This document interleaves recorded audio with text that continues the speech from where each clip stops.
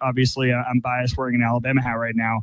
The noise is relentless. It is. And social media, all the pundits, the noise is going to grow louder. There was noise going into this game. Tommy Castellanos said what he said at ACC Media Days, and you heard a lot of people around the program say, noted, and that'll be dealt with. And tonight, Tommy Castellanos was the one who spoke a little bit louder. So with all of that pouring in, with all the pressure, with all the smack that opposing teams are talking, and all the outside noise and the pressure that you're going to feel in that pressure cooker that is being a part of Alabama, how do you get to that place of confidence that you just referenced? Well, I think the biggest thing, Gray, is you have to come together as a team. You have to have accountability on your team, right? You know, and it starts with the coaches, obviously, but I think it's big to have accountability amongst each other, which I feel like this team actually does have. You know, I mean, when I've been around them, right, they seem to be a player-led team, which is exactly what Coach DeBoer wants. He always talks about that. And I think the best teams are those types of teams where, you know, me and Ruben were talking about this on my show where, like, you could have a walk-on, have no problem going and address a starter on the team. That was the type of accountability that we had because we all understood our one goal was to win a national championship.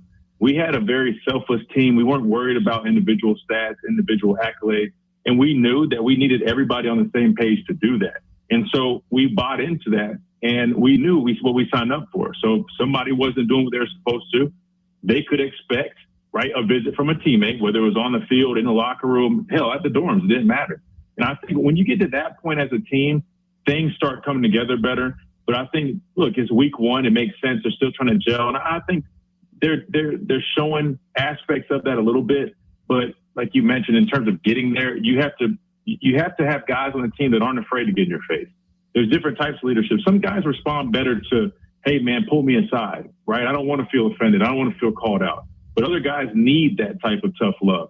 And I think the more you're around each other, the more time you spend with each other and really understand each other, you can understand how to address each person on that team. And I think they'll get that as the year goes on. But obviously right now, I think they need a little bit more of that. Because like I said, I feel like this team just needs a little bit of fire right now. I think they need something to really light that. And maybe this loss will do that. Maybe this loss will kind of, encourage some of these guys to really bring that fire when they hit the practice field tomorrow. But I definitely think that will go a long way for this team. And we've got Alabama Power scoreboard updates coming up in just a moment with Jet Ainsworth. But as you're talking, I think of the Billie Jean King quote, U.S. Open tennis going on right now. Pressure is a privilege. And when you come to Alabama, you do feel that pressure, but also there's the privilege of that because you're at a place where people care so much and there is that standard and that history that is applicable across all the years past and possible in all the years future. And, this is a moment that I'm not sure either of us thought that we would have to discuss after the season opener, but hopefully something that can really truly galvanize the team ahead. Because again, as we discussed a little bit ago, you still got 11 regular season games, plus a potential SEC championship game, plus all the college football playoff and bowls and all that later down the road. Now, normally in the show, this is when we would go over the SEC elimination report, but nobody to eliminate yet because we have not seen a conference game in the SEC. And that's important to note as well, because with the automatic bids and all that, Alabama still has as good a chance to make it to the college football playoff by getting that automatic bid as anybody else in the league. However, there has been a lot of good football, big football all around the country today. So when we come back, we'll hear from Jet Ainsworth as part of the Alabama Power scoreboard updates as we roll on here at the Crimson Tide postgame party on the Crimson Tide Sports Network from Learfield. Breakdown defensively and offensively, but we're back with a report on a big new craze that is sweeping the nation. Boy bands are back in style? No, the Win Big Sweepstakes with Marathon Arco rewards. Tell me more. Each time you fill up or buy items, you enter to win prizes like a new SUV, free gas for Sorry. All right, let me do that. I'm streaming our show over. That's why it's kind of all over the place. But like I said, I'll hang out here and recap kind of what we went over. I just figured I would stream us doing our post-game show since I'm in my setup tonight. Normally, we do it together in our little studio that we got. But real quick, I'll give you a quick recap, man, of what I've kind of mentioned, man. It seems like what we saw in this game was we saw a lot of things that we saw last season with this team show up in this game. And look, I've been saying for 8 months now, for all these fans, that all they did was, cast all these stones at Jalen Milroe and say he was the problem, the only problem, as if nothing else existed. And I kept trying to tell people, man, if you know football, you can look and understand that this team has a number of other things that need to improve. I kept saying last season, didn't matter who played quarterback. If you don't protect him, he's going to struggle. We saw that in this football game. We talked about why it's important to commit to a running game. We saw that in the first drive. Outside of the first drive, it looked like it ended up being a little non-existent. Not ideal to have your first-year starting quarterback throw for 43 attempts in his first game on the road, but that's what happens when you're playing from behind. I talked about this on our show. You guys know this. I said, looking at this Florida State matchup, you already knew it was going to be a tough one, at least for me. A lot of people laughed and kept saying, oh, you're scared of Malzahn. No, I'm not scared of Malzahn. I respect him because I've played against him and I understand what type of offense he brings to the table. It's very difficult to defend. And I knew a quarterback like Castellanos, again, I go back and watch tape. I told you guys, I'm not one of these people that's just going to sit here and talk and tell you what you guys want to hear. These people that paint everything as if it's like everything's perfect. No, I told you. I watched Castellanos. I watched what Gus had been doing at UCF, and I knew that pairing was going to spell trouble, let alone if you go back and watch our defense and how we performed against dual threat quarterbacks last season. I had the numbers pulled up. I'll pull them up again. We did not do well. You add that into the equation to the fact that we did not play well on the road last year. That was to be determined, right? This was our first chance to show how we were going to do that this season. And it ended up being the same as last year. The offensive line was inconsistent like last year, right? We had poor tackling in this game like we did last year. Lack of physicality up front, getting beat in the trenches like last year, right? So yeah, like Bruce said, facts, you called it. Yeah, I told you guys, listen, not only did I play the game for a while, I watch tape. I enjoy doing it, man. I'm a student of the game, and if you really look and pay attention to these things, you'll see, right? At the end of the day, look, it's week one.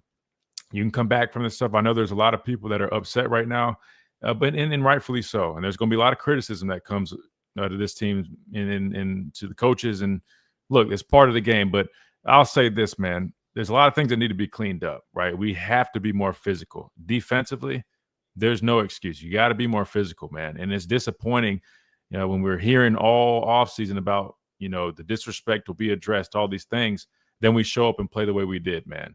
There's no excuse for it. And again, I tip my hat to Castellanos, and I tip my hat to, Gus Malzahn, their offense, right? And I knew they had a whole bunch of seniors on the offensive line, some good playmakers, Squirrel White. They're going to be a decent team. And that's why I told people, do not look at them as the 2-10 team that they were last year. This is a new era. We're in the transfer portal era. A team can suck one year and the next year be completely different. That's how the transfer portal works. And I know they did that last year and they didn't have success, but this season, I'm telling you, when they made the coaching changes, something told me it would be a little bit different. That being said, I don't know if they're going to go on to be a contender in the ACC or the playoffs. They could end up being terrible again. They might have just had the hype going into this game.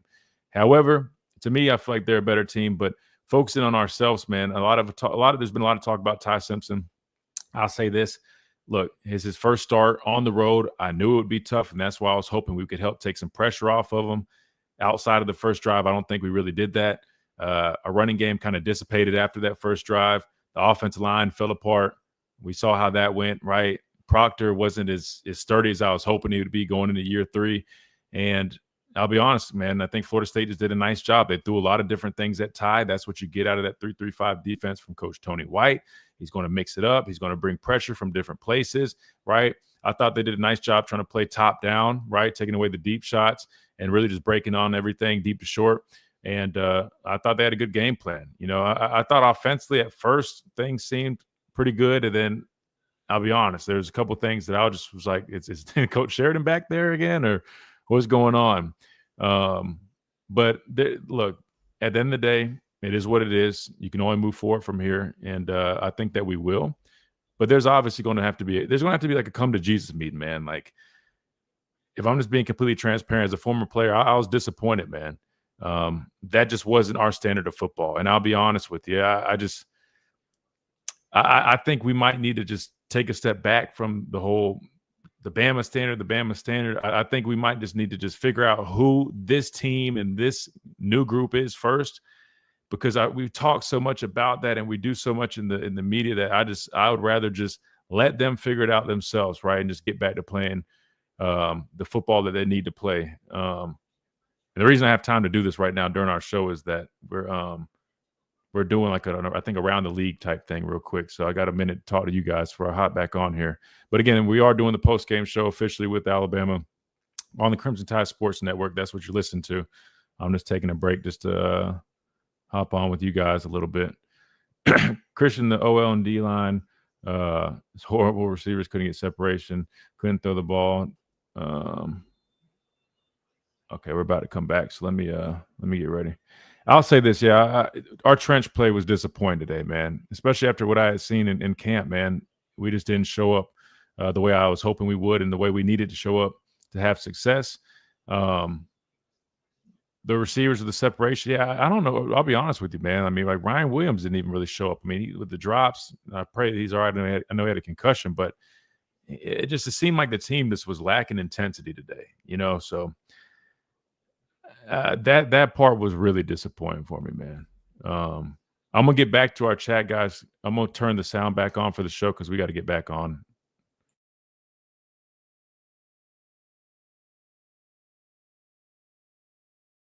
But don't go anywhere again. You can listen to us do the show, and then once we finish the show, I'll hang out here and answer y'all's questions.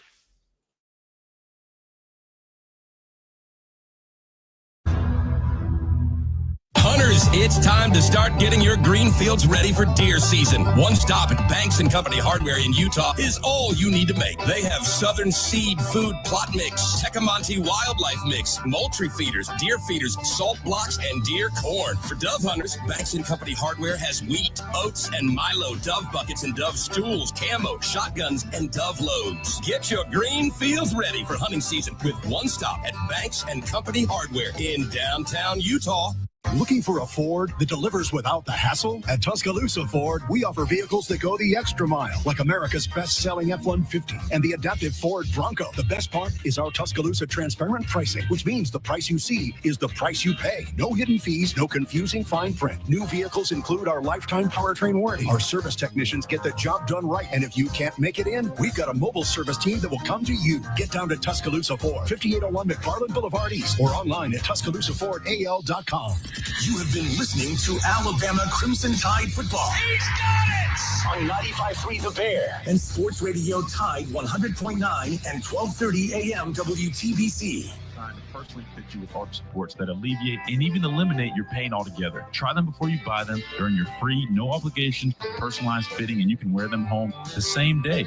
So if you're looking to improve your game, the Good Feet store has you covered. Stop in for a free, personalized fitting today. Roll to victory at goodfeet.com. That's goodfeet.com. Roll Tide.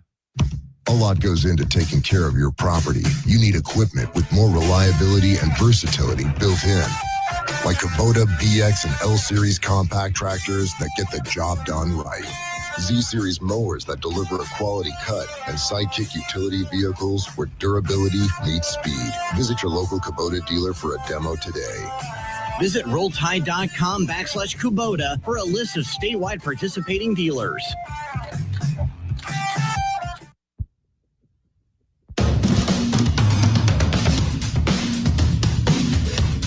This is the Crimson Tide postgame party presented by LLH Healthcare. To get in now on the action, submit your questions on Twitter/X at UA_CTSN as Alabama drops the season opener at Florida State 31-17. Gray Robertson and Christian Miller here with you. And before we talk a little bit more about the game tonight, let's pause 10 seconds for station identification on the Crimson Tide Sports Network. Alabama football is on 95.3 The Bear, Coling, Tuscaloosa, and Sports Radio Tide 100.9, WTBC 1230 Tuscaloosa, W265CG. Christian, we have gotten to the point where it's time for the locker room report, which is presented by Game Day Done Right. And I'm very, very interested to hear the thoughts of the head coach, Kalen DeBoer, after tonight's game, aren't you? Absolutely. Let's do it. Let's get to it. Here is the locker room report presented by Game Day Done Right. Chris Stewart caught up with Coach DeBoer after tonight's game, the 31-17 loss to Florida State. Coach, very disappointing way to start the year. Yeah, frustrating. I I know we have a good team. I don't know if we have a great team. Obviously, we lost today, so we got a lot to prove for us to really and convince people of that, including ourselves. There's moments where we just didn't attack and we're on our heels, and that's good teams. Come out and play aggressive and believe in what you're doing. Again, I think it's more just trusting. There's some things that test your eye discipline and all that kind of stuff defensively, because it's things you're seeing mostly we practice, but some of the stuff for the first time offensively. It's some new moving parts. Yes, the offensive line's mostly the same, but obviously there's other pieces of the puzzle that got put out there and had to go make plays. So, just got to be better in all ways. Coach, you had such a fantastic start to the game. Wonderful drive, chewed up a lot of clock, and did whatever you wanted to, it seemed, on offense, and really seemed to have them on their heels. And unfortunately, they were able to answer back offensively. A big 3rd and 11, they go for 40 yards and then score a play later. It seemed like things flipped from that point. Disappointing, I know, but offensively, what seemed to change for your team? Well, we had to piece some plays together in that first drive. We had to stack a lot of plays. It took a lot of time off the clock. You love that part. You love that it ended up in the end zone. But it was a lot of work, and I love that. I love that. That's what it took. It showed that we can be consistent, but now you got to go back and do it again. And we struggled to be able to put drives together when we didn't have explosives. We were better when we had explosives, but we just didn't finish. I think we ended up in their territory.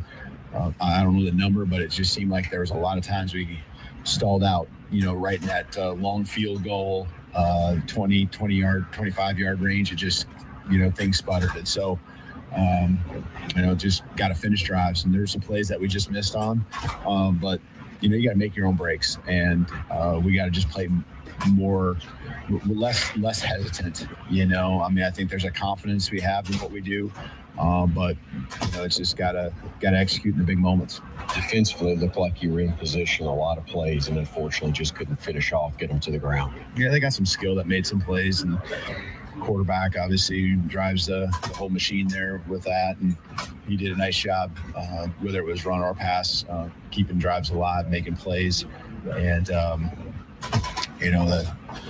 there were times where we were right there, and so we got to look at that and understand why that play is not being made. I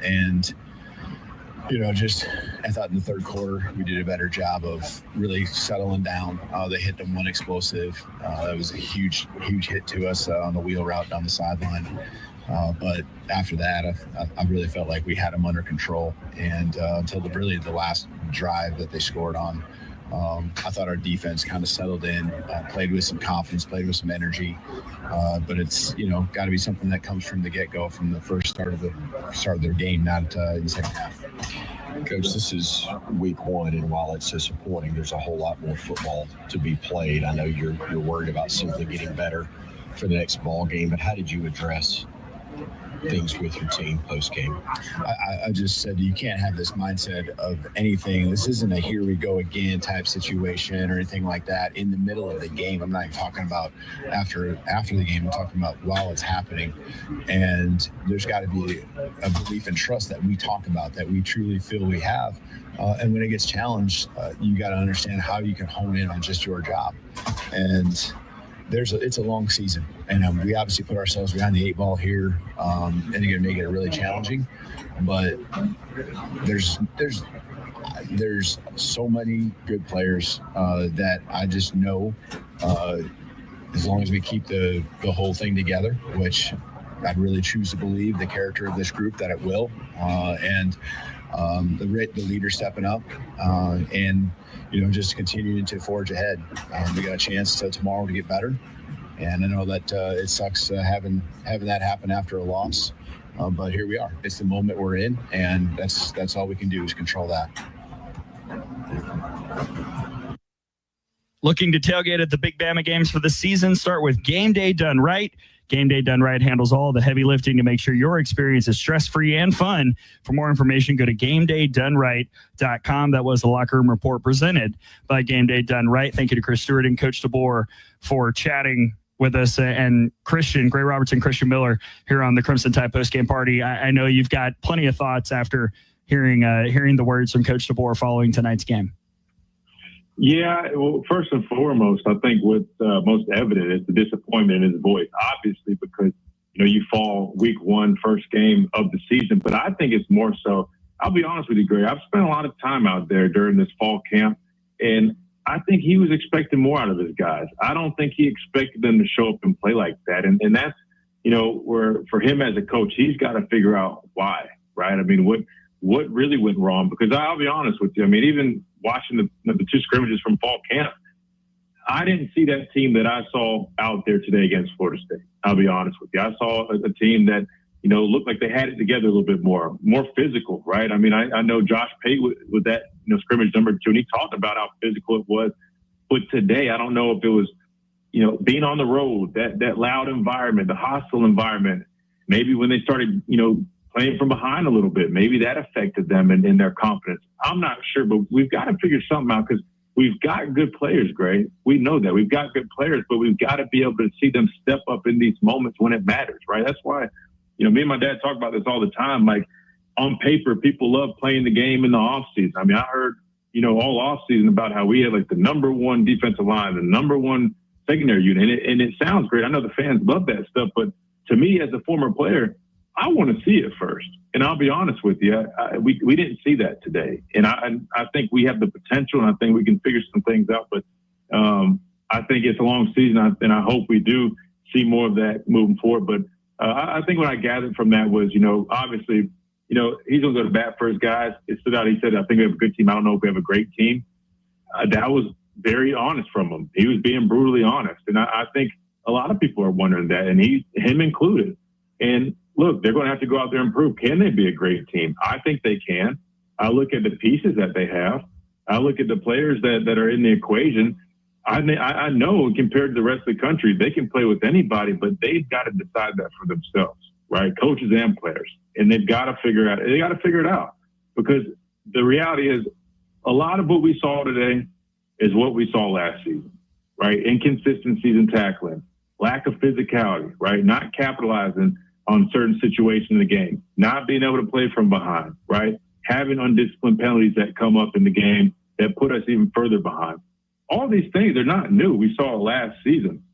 They've got to find a way to figure it out, and hopefully they do because it's still week one is really, really early in the season. And if they figure it out, I think we'll be all right. But if they don't and we see more of this type of play throughout the season, Gray, unfortunately, I'll be honest, it might be a long season for us. And I hate to say that because I know that's not what people want to hear, but that's just the reality of it. Well, I love two of the questions that Chris asked, and I want to get to the second one in just a minute, which is about the future. Again, the college football playoff, we'll talk about the road and how things have changed over the years. But he brought up allowing Florida State to respond. The response stat is something that my radio partner, Tom Canterbury, and I have tracked with Alabama softball for years. It's allowing the opponent, or rather when you score right after the opponent does, or vice versa. It's a momentum stat. It tells you kind of the energy of the game. And when you're on the road, winning the response stat is crucial. Tonight, Alabama did not win the response stat, and Florida State was able to answer that first Alabama touchdown that felt like that, that joyless football that they talk about all the time on Twitter, the joyless murder ball. Florida State answered with a score. As a defensive player, how important is it to get that stop right after you score to keep the momentum on your side, especially on the road? Because, again, this has been an issue the last 2 seasons in these types of games. Oh, it's huge, Gray. And me and Reuben Foster were talking about this in my show. It's that, as a defense, we took pride traveling on the road. Like, there was no better feeling. And I love playing in Bryant-Denny, having all our fans. It's great, right? We love that. But as a defense, you kind of have this villain arc, right? You kind of take pride in being the bad guys. And that's where it shows up on the road. And in terms of those situations, anytime that you can, keep them out of the end zone, keep the ball away, from them and give it back to your offense, you're building on that momentum. And I think that all starts early on. Like you said, you start the game with a beautiful, nice, long drive, eating up the clock, right? if we could have got a stop initially there and built some momentum, I think that could have changed the whole trajectory of the game. But as a defense, when you go out there your first series, right after the offenses did their thing, and you allow them to march down there and make plays, you're keeping up their confidence, which we knew, and I at least thought it was going to be a close game early on. But you have to find ways to stop them. I don't even know if we got a takeaway in this game. I don't recall seeing one unless I'm forgetting. The muff punt, sort of, but not really. Right, if you want to count that, right? But and to me, that's alarming because last season that was one of our cornerstones of our defense was taking the football away. We didn't have any of those in this game, and that's actually been a concern for this team throughout fall camp. A lot of people were chalking it up as, the offense is doing a nice job protecting the ball, which I think part of it was that. But I don't know if we're seeing that same ball hawking mentality from his defense that we saw last season. But you got to find ways of the defense kill the momentum of that team, especially on the road, because things can go south quick for your offense on the road, right? It's loud, it's hostile. So as a defense, me and my dad say this all the time. Two things have to happen when you go on the road. Your defense has to travel, and you have to bring your running game. Defense is huge. You got to help the offense out, take pressure off of them. And seeing how this game ended up playing out, Ty having to throw 43 attempts or so, that's not the game plan that I think Alabama had going into this game. And I think part of that you have to put on the defense for not really giving them opportunities or taking the ball away. Even if it wasn't so much the fact as a defense, you just got to hold yourself accountable. We take pride in doing everything that we can because we say at the end of the day, defense wins championships. And if they don't score, they don't win. We always have had that motto. And I think this defense needs to do whatever they can to adapt that and really play to that standard and help them out a little bit. Because I think defensively, man, we just did not show up to play in this game. Now, it's important to keep in mind what the road looks like ahead. This is where we talk about the road to the college football playoff. Things have changed. In the past, in the BCS era, even in the 14 playoff, a loss like this, you're basically done. That is no longer the case. There are automatic bids. There are pathways for a 10-2 team to make it to the CFP. There were opportunities for a 9-3 team, cough, cough, Alabama, last year to make it to the college football playoff. We had that discussion. We were on the money pretty much last year, breaking down how this was all going to go. So it's very important, I think, and I'm sure you agree with this, that the perspective of what is ahead is still necessary, because as doom and gloom as it feels to lose an opener, to lose to Florida State, to get out physicaled, to watch them run, that little reverse sweep to the wide receiver multiple times and pick up big plays, you got to remember that there's still plenty ahead. And realistically, every single goal that Alabama has is still very much ahead, even with this loss. Kirk Herbstreit said on Game Day today, Ohio State lost 2 games last year in the regular season, and they unveiled the national championship sign and banner in the shoe today. So still plenty ahead, and no reason whatsoever to fully jump off the bandwagon. But you got to make sure that you, as we said earlier, take the lessons necessary from a game like this so that you do get better moving forward. Yeah, and I don't think, you hit the panic button just yet, but you definitely might sound an alarm or two just given how it transpired, right? And I said that last season, that was my thing. It wasn't so much that we lost 3 regular season games. It was the fashion in which we lost those games. And I feel like this game today mirrored those losses from last season. And that does worry me a little bit. But like you mentioned, the fact is we still have everything in front of us. We just have to fix those glaring issues. And I'm confident that this team will respond the right way. I hope they do. I know as a competitor, this would definitely light a fire in me, especially as a veteran on this team. I don't want to go out like this, right? I mean, the last thing I would want as an older guy on this football team is to go out like this. So I would do everything in my power to fix that. And one thing they probably should do, Gray, if I'm being completely honest with you, because we're media, we're talking about it right now. Come Monday, it is going to be doom and gloom from a national perspective. That's just a fact. This is Alabama dropping the first opener since you said.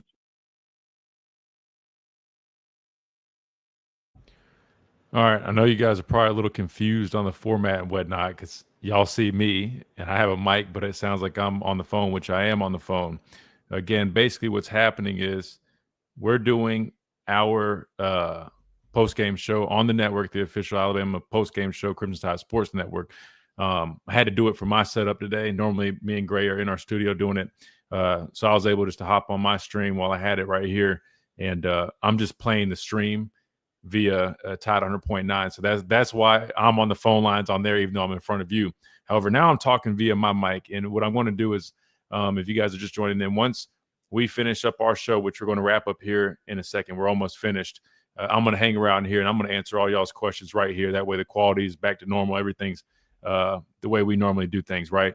But I just wanted you guys to be able to check out our show. Again, this is the official Alabama post-game show on the Crimson Tide Sports Network. I'm just over here hanging out on our stream while we do it. So hang tight. We're going to wrap up our show, which you guys are listening to right now. And then when we come back, or when we finish, I'll hang out with you guys a little bit and really answer some questions and do things how we normally do it on here. But if you guys haven't, man, drop us a like and subscribe, all that good stuff. It always helps us out. If it's your first time here, we have a radio show, The Miller's Edge, 11 to 1, Monday through Friday, Tide 100.9, but we stream the show right here live. So it's very similar, kind of like what I'm doing right now. I'm filming myself going live right here, but we operate via radio as well. So that being said, I think we got maybe 2 more segments left, something like that. And then, like I said, I'll hang out here with you guys for a little bit, but I definitely want to make sure I catch a little bit of this Clemson LSU game. Right now, Clemson's up 10-3 on LSU right now. It's a good game. I think they just hit halftime. So let me go back over to our post game show. That way I don't miss anything. And then, like I said, I'll hang out with you guys, and we'll chop it up a little bit more once we wrap this up. But we're almost finished with this post game show. That's right, Dr. Crystal. See, you guys, hit that like button, show some love, because like I said, I'm literally doing my job, my post game show, while also working our stream over here. That way I can hang out with you guys and stuff. So I'm working double time. I'm back and forth, hitting mute, doing this and that. So drop a like, man. We definitely appreciate that. All right, let me go back to the show. Amazing. I think I was going to do that anyway. You betcha. Based on Automotive News Almanac historical data and industry reported sales data from 1909 through 2024 CY. Roll Tide. Alabama wins it. This is Alabama Crimson Tide football from Learfield. Chow's Country Buffet in Tuscaloosa, where country favorites meet an Asian twist. Enjoy all-you-can-eat whole fried catfish, pot roast, fried chicken, and more served all day, plus crab claws every night for dinner. From seafood to country classics to Chinese favorites, you'll leave full and satisfied every time, all for one simple price. Want it to go? They've got takeout too. Call 205-399-2024 or visit Chow's Country Buffet in Tuscaloosa, because filling your stomach shouldn't empty your wallet. Hey, I'm Chris Stewart. Things are heating up at Townsend Honda during the summer event. Find big summer savings on a new 2025 Honda Accord. Get 3.99% APR for up to 72 months. Plus, 3 years of complimentary scheduled maintenance, or we'll make your first payment up to $500. Shop TownsendHonda.com for the best selection of Hondas and certified pre-owned vehicles, all backed by the Townsend Certified Warranty. Townsend Honda, Skyland Boulevard in Tuscaloosa, where every new Honda comes with a lifetime powertrain warranty. This is the Bosch Man from Taylor Electrical. I had some amazing words of wisdom I wanted to give to everybody today, but most people just want to hear our song, so here it is. Outlets sparking, lights are glowing. Don't do it yourself, or you'll be glowing. Call Taylor Electric. We do it all. Taylor Electric. Give the Bosch Man a call. Call or text 205-553-0958. Hey, this is Reagan, owner of R&R Cigars, the Cigar Mansion in downtown Tuscaloosa, located at 2703 6th Street across from the Home 2 Suites. Come down to R&R and see why we're the ultimate cigar and bourbon experience. With over 165 bourbons and 5 private barrels, our selection of bourbon is unmatched. We have the best cocktails around, and our cigar selection is legendary. Our lounge and service are world-class. Come and experience the luxury of the mansion and see why it's a world-renowned cigar and spirits destination. Here comes Tracy Lawrence, live for one night only. Saturday, November 15th, Pearl River Resort Silver Star. All right, so we got one last segment, I believe, to wrap things up, look ahead, and then closing out the show. But again, I will hang out here with you guys and do a little bit of our Miller's Edge post-game show. And a matter of fact, I'm going to send my dad an invite and see if he wants to hop on here. You guys know he's going to have a lot to say. I'm sure you guys are curious of his thoughts. But Listen, I'm going to have to tell him, though. I tried to tell him, man, this matchup, I told you guys, everybody kept making it seem like I was, oh, you're nervous. No, man, I just know football, and I'm looking at our personnel defensively. I'm looking at the fact that we don't have many quick twitch guys as edge players. I kept talking about the edge position. You've got Quay Russaw. We know how explosive he is, but who is the other guy? I know everybody says LT Overton. He's 270 pounds. He's not ideal to be on the edge in this type of matchup with a quarterback like Castellanos. That's not ideal. You've got Yanze Pierre. I mean, he's stepping up, doing some things. But to me, I just don't feel like we have the best personnel right now when it comes to edge players. And I didn't like the matchup from the get-go. Throwing in Gus Malzahn into the equation with Castellanos, knowing they're going to get the tempo right. Our guys get flustered. I thought our linebacker play was not great today either. It wasn't a great recipe for us, man. And that's why I kept talking about this on the show. I kept warning everybody, this is not that same 2-10 Florida State team. You need to respect them a little bit more. The matchup itself is not the most favorable for us. I said that. Christian, I'm finally picking up what you put down last few weeks. I mean,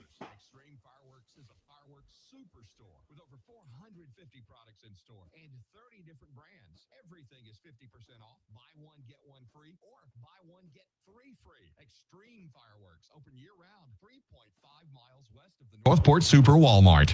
When you're ready to double down, dive in, drive for a show, and not look back. Let's roll! Roll into Pearl River Resort. From tee times to table games. Water slides by day, slots by night. Savor the flavors. Feel the fun. Win big. Let's roll into Pearl River Resort. Let's roll! Must be 21 or older to play. Gambling problem? Call 1-800-GAMBLER. Your home for Alabama Crimson Tide football. 95-3 the Bear. A game like this is one that you really, really want to see the team just show kind of a bit of an attitude and come out and really, really make a statement next week in week 2 in the home opener. Absolutely. And I think the biggest thing is, look, you've got to respond the right way, right? When you have a loss like this, Gray, it's really easy to get down in the dumps. It's really easy to go out there and then not feel that same excitement initially that you felt going into the season because you open up with a loss like this. But I think the biggest thing is, Gray, you come back to Bryant-Denny Stadium, you're at your home spot, all your fans are there, and you got a chance to get back on track, right? Build some confidence and respond the right way. I like what you said earlier about the response is everything. And they have a choice to make, right? And I think they'll make the right choice. I like the leadership on this team. I like Ty Simpson, Tim Keenan, Parker Brails for Deontay Lawson. I think that they'll get their troops back in order. But the biggest thing to me, Gray, is you have to do it starting tomorrow, right? We always have the 24-hour rule. Doesn't matter if you win or lose, right? You take 24 hours, you let it soak in a little bit, you let it marinate, and you get back to work, right? They have a practice tomorrow. That practice needs to be a damn good one. I don't know if it's normally like a walkthrough type practice or what the deal is, but they need to go out there laser focused. Doesn't matter who the opponent is next week. They need to lock in on what they need to do because really, Florida State, a better team than last year, but really I think a lot boiled down to what we didn't do in this game. I tip my hat to Florida State, but at the same time, I think we just didn't do a lot in this game. We didn't capitalize. They need to focus on what they need to do to make those plays moving forward, to play better football moving forward. And that starts at practice. Turn the intensity up. I'm not saying necessarily go out there and hurt each other or whatnot, but laser focus. If you're not getting reps, you need to have laser mental focus, right? Even if it's conditioning, whatever, the weight room, meeting room, obviously something needs to click. And so they need to turn up the intensity in every facet that they can. And I think they'll be all right. But it starts tomorrow when they get back to work. Yeah, absolutely. Use the opportunity to get better in week 2. And we'll be back next week as well for the Crimson Tide postgame party. Christian, it's fun to chat with you. I just hate the topic tonight, but we're going to be here the rest of the year, no matter where the road goes, the rest of the regular season and beyond in the postseason. And my friend, I know we were remote tonight. We'll be back together in person next week and the rest of the season. And I can't wait to keep talking football with you. Absolutely great. Always a great time, man, and looking forward to more of a party next time that we meet.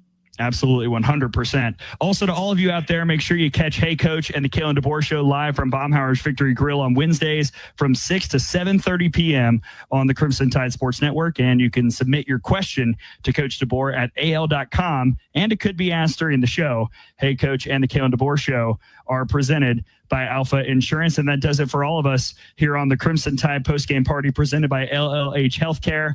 Shout out to everybody down in Tallahassee for the game broadcast, getting back to work here in week 1 of college football. Many thanks to our friend and producer Jerry Kelly back in the studio helping us manage, and thank you to all of you out there. Again, this is a tough way to start, but it's the start, and there is still plenty ahead for Alabama football and this team moving forward. For my friend and partner, Christian Miller, I'm Gray Robertson saying so long. This has been the Crimson Tide post-game party here on the Crimson Tide Sports Network from Learfield.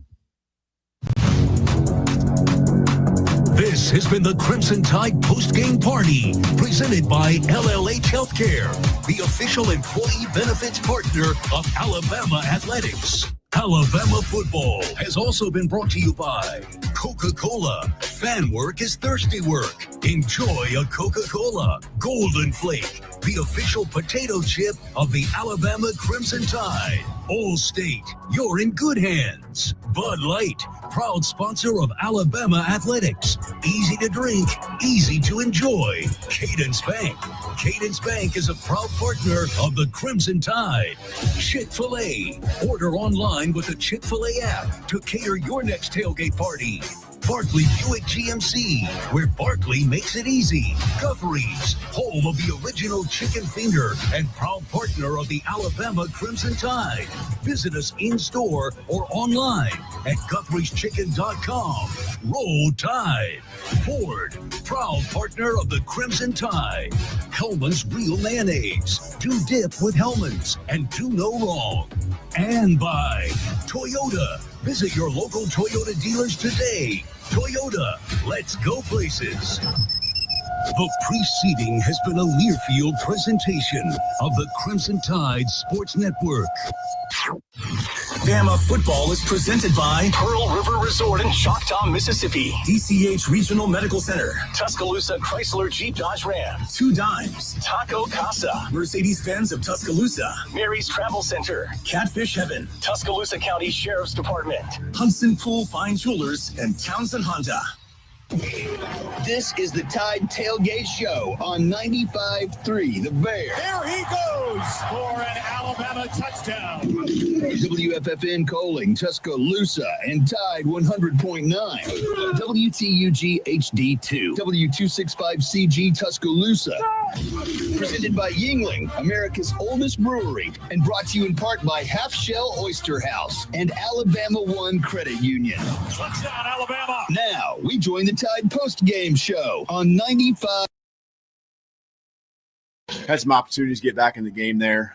Name of the game is that we can't be hesitant early on. Okay, we got to start faster in all ways. Yes, I know we went down and scored first drive, pieced some plays together, and found a way to put it in the end zone. But just the next couple series, both sides of the ball, we got to do a better job. And we had opportunities there in the second half, but we gave them life. We gave them hope and confidence in the first half there. And then what it does is it puts you in a spot where you got to be perfect. You know, you're playing from behind, and you got to be perfect. And you know, the stress on the guys to make every play becomes greater and greater. And you know, I choose to believe we got a good football team, but you know, we can't play on our heels. Like, we're not going to be what we think we can be, what we want to be, if that's the case. And so, again, that falls on everyone. I don't just point the finger at the players.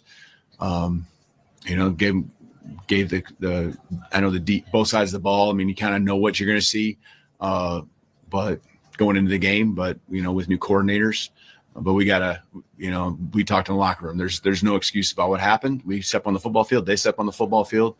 And we got to play ball. We got to play our style of ball. And, you know, last year isn't this year. And it's going to be an uphill climb for us, but you can't think of it in the big scope of things. You got to focus on the moment. And the next moment is what happens tomorrow. And you know, we'll find out. You know, we've talked all along about chemistry on this team and talked about how close we are and how hard we've worked, doing a lot of the right things. But we'll find out. We'll find out if that sticks. Thanks, Coach. Chase, why don't you go ahead and get started far left? Coach, can you give us any sort of an update on Ryan Williams? Yeah, you got a concussion. Sure. You got a concussion. Yeah, they had over 200 yards on the ground. There's some improvements made, but why do you think they were able to have the success they did? Yeah, I mean, you knew going in with the quarterback runs, it was going to be a challenge. He did a nice job, I thought, in the first half, keeping some drives alive, even on passing downs, ones that weren't called runs. They did a nice job getting going sideline to sideline. So a lot of things with those fly sweeps that, we worked on, prepared for. Guys got to get one-on-one, you get in space, and you got to find a way to get them on the ground. You got to, use your leverage, and you got to find ways to trust your buddies around you that they're in pursuit. And they were piecing together first downs. They kept on the field, and then they hit the explosive, down the sideline in the first drive. And not come back. They're going to make plays too, and I can live with that. But we got to respond. To questions. So if you got questions, I know we missed coming out in the second half. Go ahead and drop them down in the we chat. We settled in, other than the one play, and it really felt third quarter going into the fourth quarter. I thought defensively, we kind of got our feet underneath of us, had a kind of an idea of what they're really trying, the rhythm of what they do offensively, and how we call plays, and they do some funky things with the snap count and all that kind of stuff, and it kind of keeps our guys kind of wondering what's next, and not in our own rhythm. I think we got through that after the first half, but then we give them the run, we give them the play, and we kind of let them out with the penalty at the end. The late hit, and we can't live in the gray area. We've talked about that all season long. We can't live in the gray area. It isn't just about that play; it's other things that we got to do, but that certainly adds to it. All right, Charlie. You guys had 7 drives that ended in Florida State territory. I think you only came to points 3 times. What kind of led to you guys being unable to finish? Yeah. That's probably what I know from a frustration standpoint. That's the thing that is frustrating. And so, you win the game, and you look at those and those drives, and you're saying, hey, there's first downs that you're piecing together, you're giving yourself chances. But when you lose the game, you look at it, and you got to understand that there's got to be a competitive stamina. It was a long drive, the first one, and it was hard work. You had to execute, you had to make some big plays, and you did it. Now you got to go back out there, and you got to do it again. You got to stack play after play after play. And we just we'd have a negative play or that missed opportunity. There were some opportunities out there that we either didn't give ourselves a chance to make or just missed. And so, not going to live in regret. We got to go fix it and be better because of it, and evaluate the film and move on. Katie? What did you see from Ty in his first start, having some success but also facing some adversity? Yeah, just, you got to just trust his reads and just cut it loose sometimes. Just let it fly. He can make the throws. Just let it fly, and throw on rhythm, throw on time. I might have been a time or two where they got in his face a little quick. That's going to happen. That's football. But just let it fly, and then just some decision making there in certain critical moments. That's the things he's going to learn from. He's given everything he has, but it's where I know he's in the locker room, wanting and wishing that there was some things he would have done different, but there are other guys too. So we got to catch the ball for him once in a while. We got to, it's a full team sport. It's a whole offensive unit that has to move the ball up and down the field. The quarterback's the trigger man, but everyone's got to do their part to help the guy out. Back over to left, Colin. Hey, Kalen. We saw a lot of rotation, a lot of freshmen coming in the game. Why did you use this opportunity to, rotate in, guys like Caleb Edwards, London Simmons? Did you see they earned the opportunity, or what was kind of the reason behind playing so many freshmen, I guess? Yeah, at tight end, Caleb's the next guy up. It's really what it's about. So you got Josh and Danny's been down again here the last a little bit. You go through the depth chart, had another ding or two on the in the tight end room that pulled some guys out for some plays, and some guys that have been out during camp, Marshall and a little bit limited. So that's where we're at in the depth chart there. And so, yeah, there's going to be young guys. I mean, it's what the world we're in right now, and so we got some older guys, and then all of a sudden, there's a gap, and younger guys got to step on the field and play. Yeah, we go down the depth chart further on the defensive tackle interior list, and London's done some nice things as a freshman for us in practice and some consistency there. We trust him. He got to go out there and he, getting thrown to the wolves, whatever you want to call it. Yeah, that was certainly the case, but that's where we're at the rotation. Finish over, Mike. Just what would you say changed from the running game after the first drive? It was 55 yards in the first drive, finished at 87. Yeah. Trying to think of the runs in the first half or the first quarter, the first drive. I feel like they were very similar to some of the ones that we had in the fourth quarter, as far as like the holes and the seams and getting through the first level. I think there were hard yards in the first quarter that we did have. We were able to stay ahead of the chains and continue to do that, and then the game kind of in the, going into the third quarter for sure, you're trying to be patient, but those possessions are counting down on you. But I thought we did a good job staying committed to it as we went into the fourth quarter there. Again, we hitting some plays up the middle. So there needs to be a better consistency. We didn't have any explosives. I didn't have, I guess, that I can think of any explosives like we need to have. It's hard to put drives together, as we saw, when you don't have chunk yardage plays. And they hit their explosives at times, the reverses and things like that. The ball down the field there in the first drive. We just we had some explosives too, but most of them were in the air. So there you go. Head coach Kalen DeBoer speaking to the media after the 31-17 loss to Florida State to open up the 2025 season. Funny enough, I guess it's not really funny. I did get the score prediction right on our show Friday, right? I did say 31-17 was my score prediction. However, I guess the bad news is I got it wrong. It was the other way around. You got to flip it. I had us winning 31-17. So I guess I didn't really get it right. But that being said, if you guys are just joining us, we were streaming the official post-game show with the Crimson Tide Sports Network, myself and Gray Robertson. We do that every week. So if you guys want to check that out, check it out on the network. But I just came on here. I just happened to be in my setup. We had to do a remote today. And so I figured I would stream it here. Now I told you guys I'd hang out here for a minute and answer some of y'all's questions on here, because I started the stream a little bit late into the post-game show, so you might have missed kind of like my initial breakdown. But building off what Coach said, I'll just give you guys a quick snapshot of what I thought about this game, man, this 31-17 loss. Like he said, man, lack of explosive plays, didn't have too many downfield. I thought Ty played a little too hesitant, right? Almost like he wasn't really trusting himself, his reads, what he was seeing, and we know that he can do it. I've seen him do it in practice, right? It's one of his strong suits, right? I mean, he's a student of the game. Whether it was his first start, the hostile environment, the great job that Coach Tony White and his defense did defending us today. Whatever the case was, man, I think it was a combination of really everything. Probably, I thought, he wasn't playing like he typically plays, if I'm being completely honest with you. Like some of those throws, those short throws that, let's just be honest with you, everybody would have torched Milroe for. He just wasn't having much success with him. He would have great escapability and avoid a sack and do all this great stuff. And then on the run, the accuracy just wasn't there. And listen, I guess I'll probably save this for another day. But all those people that try to make it seem like we were being Milroe apologists by saying it's not just the quarterback, all these people that are running this poor kid off who did nothing wrong to you guys, but play some bad football here and there, which is completely normal, kept trying to tell you there's other glaring issues. Offensive line has been an issue. There's a lack of weapons on the outside. Huge issue. Play call last year was an issue. Inconsistency with the whole team, really, but defense and their physicality was an issue. But everybody, all these, sour fans kept talking about for this, for that. 8 months, the whole past 8 months, we've been still hearing about this dude.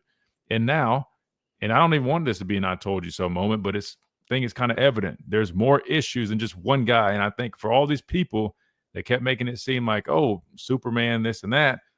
Listen, man, it doesn't work like that. And that's why we kept saying on our show, like, we know football. It doesn't work like that. You don't just put one guy in there and everything changes like that when you have other issues. I'll save all that for Monday, though. I don't want to. I'll spare all the that small 10% of people that. In terms of my breakdown, my dad just hopped on here. We'll hear from him as well. But this is what I got, man.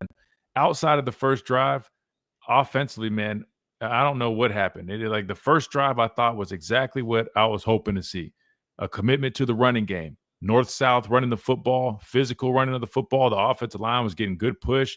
I was seeing some nice double teams, right? We were moving the football effectively down the football field. Definitely just overused that word football there. But really, though, to me, I was like, man, we're eating the clock. We're controlling the tempo. Like that was what we wanted to see. That's what this offense should be. Getting Ty in a rhythm, taking some pressure off of them, right? You didn't want to – I don't think they went into this game expecting Ty to drop back 43 times. Obviously, the course of the game, probably influenced that, but that probably wasn't the game plan. I thought the first drive, if you could have echoed that throughout the game, it would have been ideal, but it just started falling apart from there. The offensive line started being inconsistent, weren't protecting well. They weren't helping him out there. He looked rattled, right? It wasn't there, right? There's some questionable play calling as well. I just don't think offensively we just really – outside of that first drive, did what we needed to do in this football game. And then looking at it defensively, I was really probably the most disappointed with that. We can build off of what we saw with the offense. You can clean up some of the execution. But defensively, man, the fact that we still lack physicality, especially after an offseason filled of all the talk about the disrespect will be addressed, it wasn't addressed. If anything, we just proved that dude that he was completely right about everything he said. And that's not something you coach, right, in terms of lack of physicality. That's pride. That comes from here in your heart, right? And as a defense, that's one of the most disrespectful things is when a team can just keep going at you and they're trying you like that. My dad can attest to it, man. It's not ideal. And especially here at Alabama, man, I was disappointed in that. I thought the tackling was poor. A lot of guys just trying to arm tackle, getting, letting them just fall forward 3-4 yards. I mean, no one really bringing that fire, that juice. We talked about this on the postgame show. We didn't have a negative play defensively until like the fourth quarter, like the end of the third quarter, very end of the third quarter, the fourth quarter. That was the first tackle for loss. I'm going to repeat that. We did not have a tackle for loss or a negative play in this game until like the fourth quarter. You can't win like that defensively, man. And I said going into this matchup, I kept telling everybody, a dual threat quarterback in Gus Malzahn, it's not saying, oh, we should be scared, but it's something you need to respect, especially given how this defense has looked playing against that type of player last season, right? Whether it was, Pavia at Vanderbilt, whether it was Jackson Arnold, Oklahoma, hell, even USF, man. I just knew the recipe in this game. It definitely caused a little concern for me, and it ended up being true. Everybody kept calling our show, making it seem like, oh, you got to have faith. Oh, this is 2-10 Florida State. I don't care about last year. They revamped. They changed everything, and that's why we brought Reuben Foster on. And me and Reuben played against Gus Malzahn. They go tempo. They go fast. I told you guys, what are they going to do? Going to run a whole bunch of jet motion. What are they trying to do? They're trying to get the defense off their game, slow them down just even a half second. And that way you don't know, is he going to give the jet? Is it going to be a reverse? Are they running zone read? Now these defensive guys are thinking so much, they're a second or two behind. You don't have a chance. You can't go out there and play fast. And that's the biggest challenge of playing in Gus Malzahn offense. It's nothing to be scared of, but you just know it's going to be a long day. It's not easy to defend. And yeah, man, I just was disappointed how we showed up today, man. Just not what I was hoping to see, not what I was expecting to see. We didn't generate pass rush like at all. And even then, we didn't even contain Tommy like I was hoping we would at least try to do, but I knew we didn't match up well. I mean, like I've been talking about the outside backers this whole summer. You got Quay Russaw, then who? Right? We don't really have those quick twitch guys like myself, like Rashawn Evans, like Tim Williams, like Terrell Lewis, right? We're going to naturally struggle against an offense that runs similar types of things and has a quarterback like that. And regardless, even if you do have quick twitch guys, it's going to be tough to defend, but we don't really stand a chance when we don't have the proper personnel. And I think that was evident in this game. Somebody mentioned the drops. Yeah, it seemed like there's a lack of intensity out there, kind of like this game resembled kind of the Vanderbilt game, a little bit of the Oklahoma game. I mean, you're seeing drops out there, defense just letting each other get pushed around. It just wasn't what I was expecting to see, guys, and I was disappointed, man. Let me stick to my whole thing. I'm kind of jumping all over the place, but lack of physicality, poor tackling, couldn't generate pass rush, didn't contain Castellanos, and definitely didn't stop the run, that was one of my main keys. You got to stop the run. Ty definitely seemed rattled, and the offensive line didn't help him out throughout the course of the game. The drops definitely weren't helping, but I think he just kind of had those first start jitters on the road, maybe. I don't know. And then really, look, I think at the end of the day, what we saw today is really a lot of what we saw last year, right? Think about it. Struggling to come from behind. When we get down in the game, guys just seeming like the body energy is not there. It's not really looking like they have the confidence that they need to try to make an effort to come back. Kind of resembled that, a little bit of a lack of intensity, the lack of physicality, missed tackles. I mean, it just seems like this team is very similar to what we saw last season. And I was disappointed because I've been out at practice. I've been at the scrimmages, and I thought this team was looking better than they did last year. And I thought they improved in a lot of areas, if I'm being completely honest with you. But then seeing what they did today, man, like I'm hoping that it was just a one and done thing. I'm hoping that it was just a bad recipe for us. They had a dual threat quarterback, an offensive coordinator who knows how to scheme those types of guys up on the road, first game, new quarterback. I'm hoping that it was just the perfect recipe for Florida State, a bad showing for us, and I'm hoping that we turn it around. Because, I mean, I know the potential that we have, but we've got to be better, man. We've got to be better. If we go out and play like we played today throughout the course of the season, I'm not going to lie, man. It's going to be a long year. But I do want to remind people, I will, with all this, again, I'm breaking it down from what I saw today, right, being an analyst. I will say it is week one. A lot of things can change, right? I wouldn't necessarily say hit the panic button, everybody give up on these guys. It's only week one, and for all we know, right, Florida State, again, they have new coaches, new coordinators, new players. They could end up being a really good football team by the end of the year. We'll see, right? Time will tell. That's what I'll say. So I know people are calling for Coach DeBoer's job, calling for Ty's job, want all this stuff. I say slow down a little bit. It's just week one, and I know it sucks to start the year like this, but just know everything is still possible. We can get back on track, and things can work themselves out. Is it going to take a lot of work? Hell yeah, it's going to. Let me hit this super chat real quick. Appreciate that super chat, by the way. Jack, don't do it. He says, Coach feeding them ice cream after practice and 11 players carry stuffed animals before the game. Bama's soft now. Oh, God. must be an Auburn fan with the war damn eagle. Look, man, times are different. It's not just us. I saw Florida State's quarterback and their guys doing TikTok dances too, like 2 days ago. So I think that's just the generation we live in, unfortunately. But, man, it didn't affect him, man. He went out there and played. My dad's on here. Can you hear us? I can hear you. I'm just sitting there taking it all in, my brother. There you go. All right. Well, let me let you go ahead because, like I said, I feel like I've said about all I can say. I don't even know what else to really add on to that other than, I mean, whatever if you got something I didn't hit. But, I mean, I think we all saw the same thing, man. We got out physical, pretty much kind of got out schemed, if we're being completely honest again, and just got outplayed. I mean, it's that simple. I mean, it's not any. I mean, we didn't force any turnovers, didn't have any negative plays, hardly had any explosive plays. I mean, I don't really. Kind of as simple as it gets. Don't you agree? No, I do agree. Let me start off by just saying this: highly, a little bit angrily disappointed in Bama's team as a whole, from the coaches to the players. They looked unprepared. They looked uninspired. The effort wasn't there.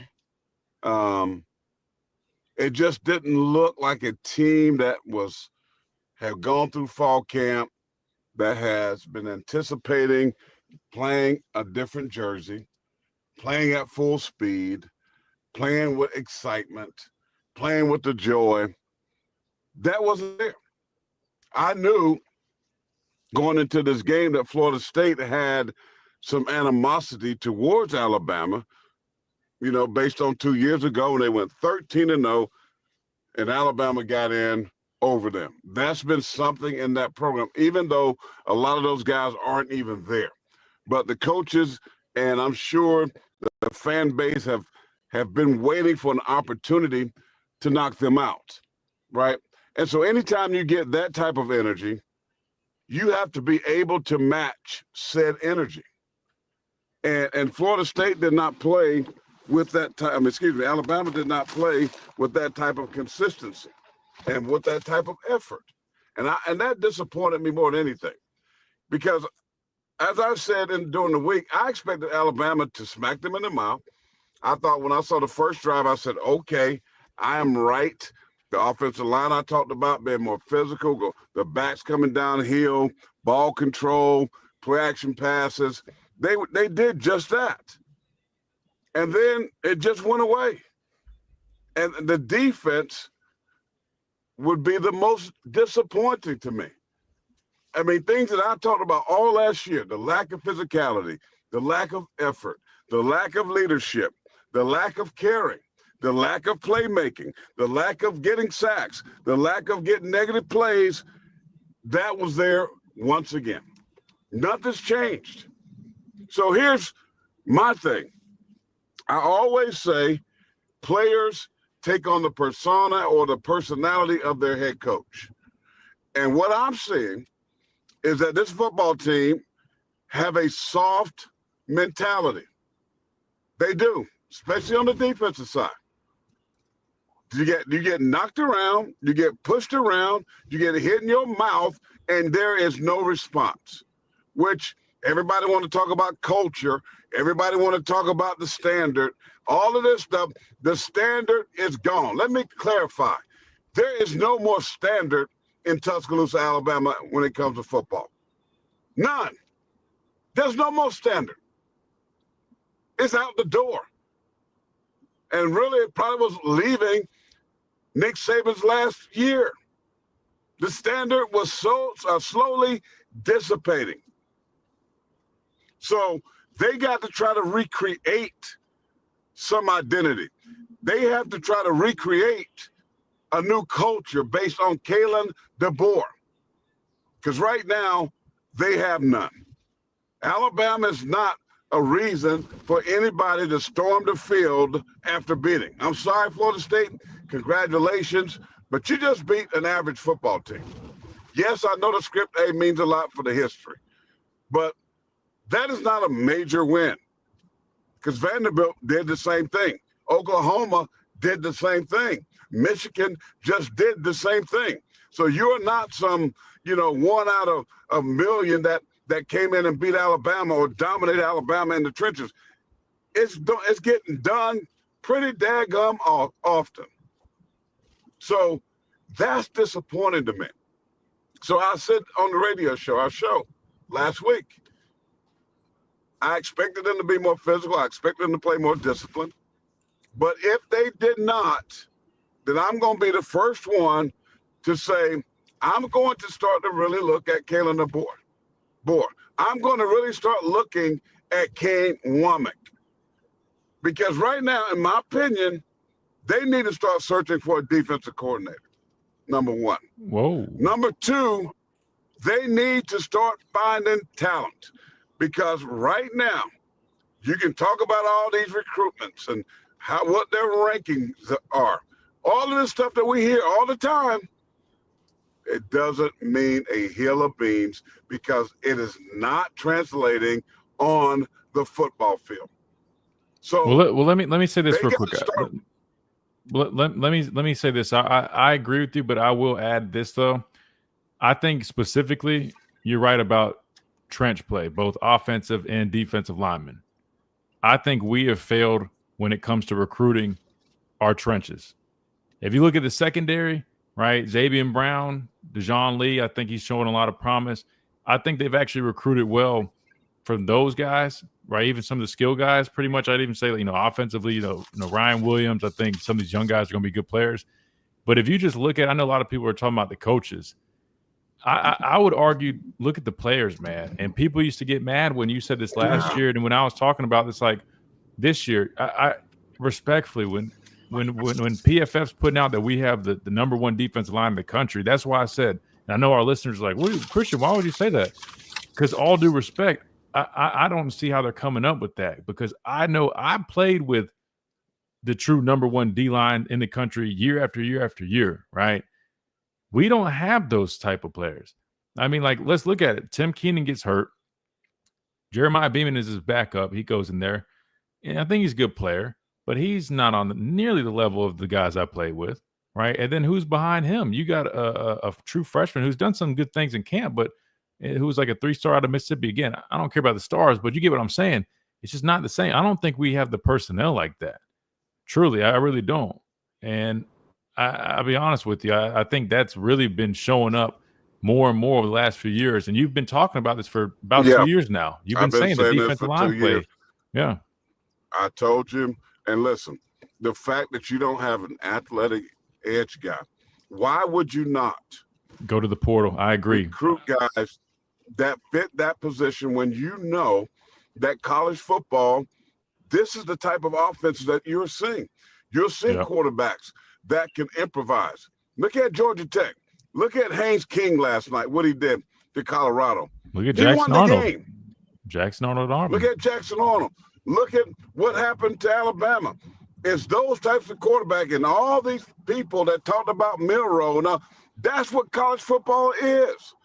And if you don't have players on that side of the ball that can run sideline to sideline, that can flip their hips and get around the corner, that can turn and run on zip screens and bubbles, you putting 275-pound guys out there on the edge that can't run. That's coaching. And to me, I'm sorry. Cam Womack is a nice man, but he is not fit for this job. He's had more time, more than enough time. And what we're seeing is his players getting their tails kicked over and over from Vanderbilt to a 2-10 Florida State team. So this is what we see on tape. This is not I'm just pie in the sky projecting. This is what the tape shows. As Denny Green said, they are who we thought they were. Alabama, they are who I see on this tape. They are defensively what I thought they were. A defense that had nobody in that front seven that can play. And that's a problem with recruiting. That's a problem with developing. And it's also a problem, catch this, they need to get their tails and be more active like everybody else in the transfer portal, that you go find guys that you don't have to worry about putting weight on or getting them to lose weight. You go find plug-and-play players that fit. And you can become prideful as a coach and think that, I'm going to, develop this said player and get them ready to go. And then you go out there and it's embarrassing. I'm sorry, guys. It was so embarrassing after the third quarter, I turned off the TV because it was hard to watch from what I've seen since 2014 of Alabama, since you went there to play, and the type of players, the thing that we talked about this yesterday with Ruben, with that attitude, that cared, that when they gave up stuff or one player got his butt kicked, they will fight on the sideline. That means they were passionate, that they cared, that they took things seriously.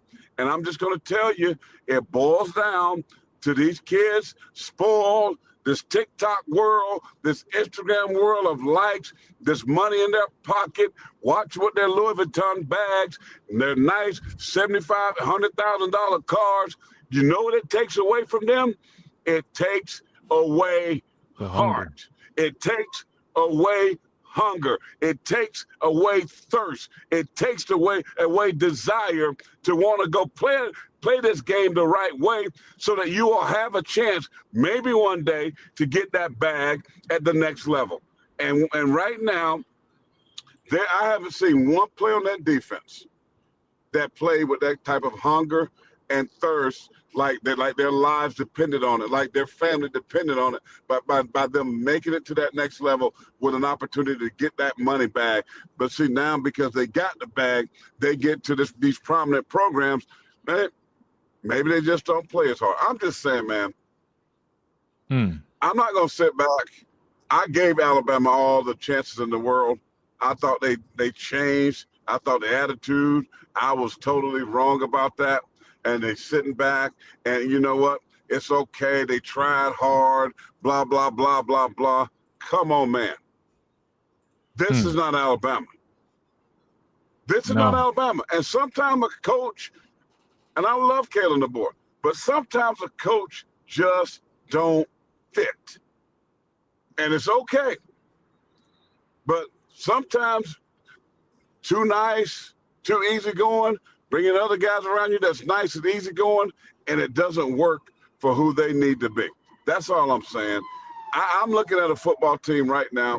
I'm talking defense. That I don't know if any of them guys can start on a lot of teams in the conference. I don't know.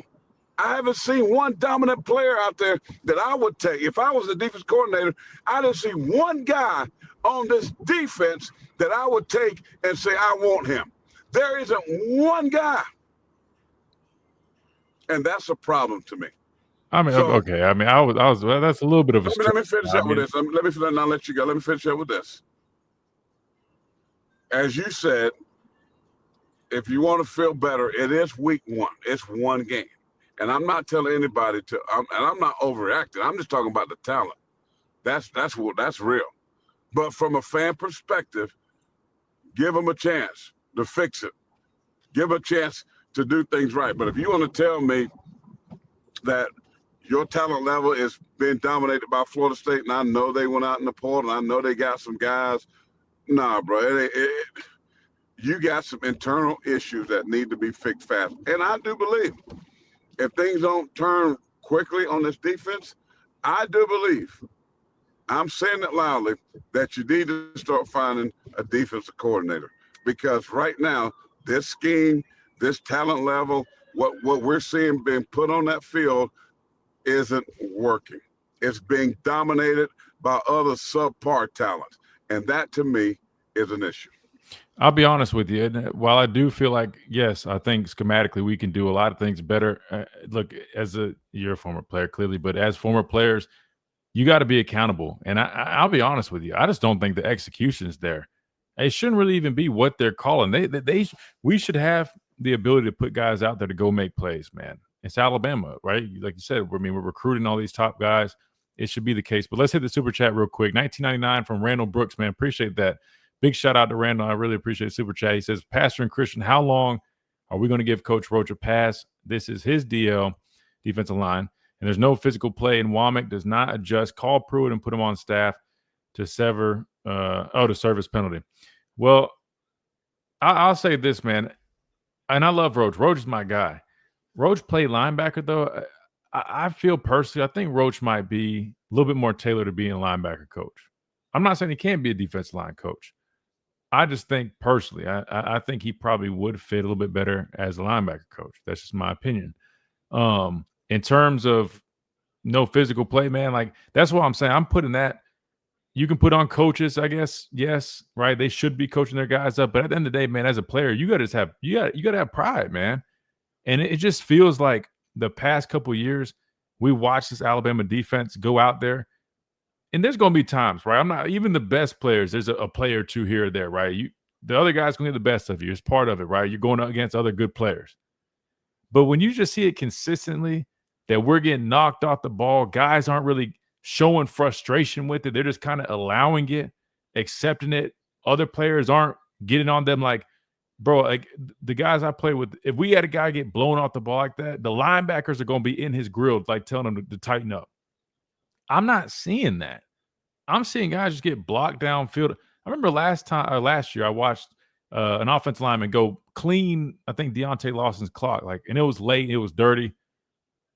And everybody just sat there and just looked. It's the mentality that is lacking, man.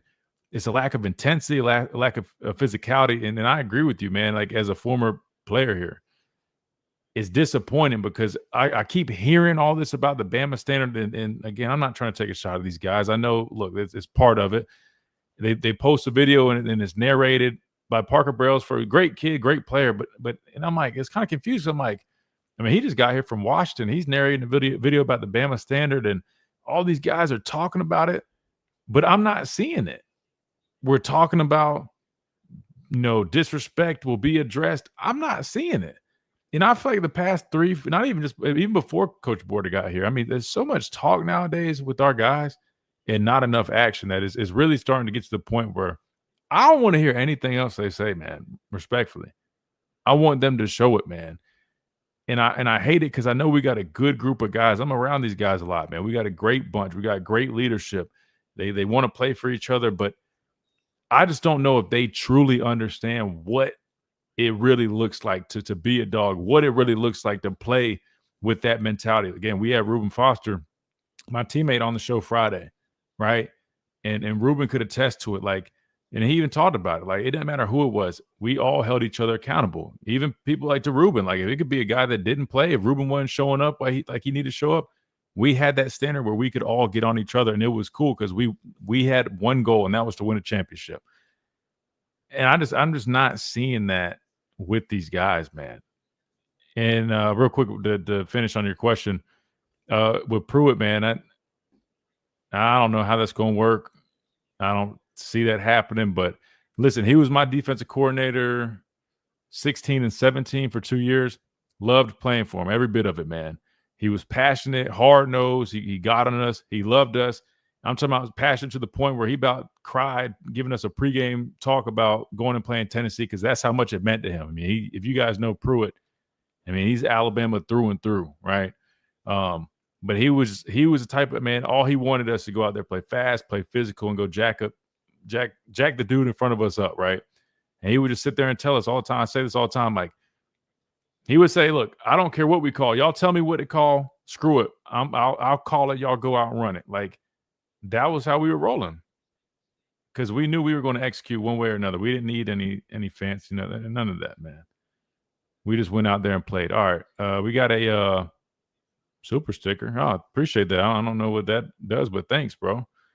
Appreciate that, man. But anyway, it's unfortunate. Everything's still in front of us. We'll see what happens from there. But what else do you guys have in here, man, before we wrap things up? How much of this? Go ahead.